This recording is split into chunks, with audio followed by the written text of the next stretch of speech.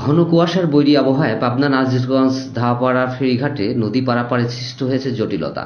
বিআইডব্লিউটিসির তত্ত্বাবধানে এই রুটে একটি মাত্র ফেরি দিয়ে সীমিত পরিসরে কার্যক্রম চালু থাকলেও সম্প্রতি নিম্নচাপের কারণে সৃষ্ট ঘন কুয়াশায় ফেরির শিডিউল অনুযায়ী নির্ধারিত সময়ে পৌঁছাতেও ফিরে আসতে পারছে না। অতিরিক্ত অর্থ ব্যয়, যাত্রী বোঝাই নৌকা ও স্পিড বোট, জীবন ঝুঁকির আতঙ্ক নিয়ে নদী পার হচ্ছে হাজারো ভুক্তভোগী যাত্রী। তাদের দাবি এই রুটে অন্তত আরও 2টি ফেরি সংযুক্ত হওয়া অত্যাবশ্যক। এ ব্যাপারে বিআইডব্লিউটিসির ব্যবস্থাপক হিসাব পাবনা নাজিরগঞ্জের মোহাম্মদ সাইদুল ইসলাম জানান, ডব্লিউটিসির নাজিরগঞ্জ সার্ভিস চালু রাখার স্বার্থে বর্তমান চেয়ারম্যান এবং পরিচালকবৃন্দ যথেষ্ট সচেতন রয়েছেন।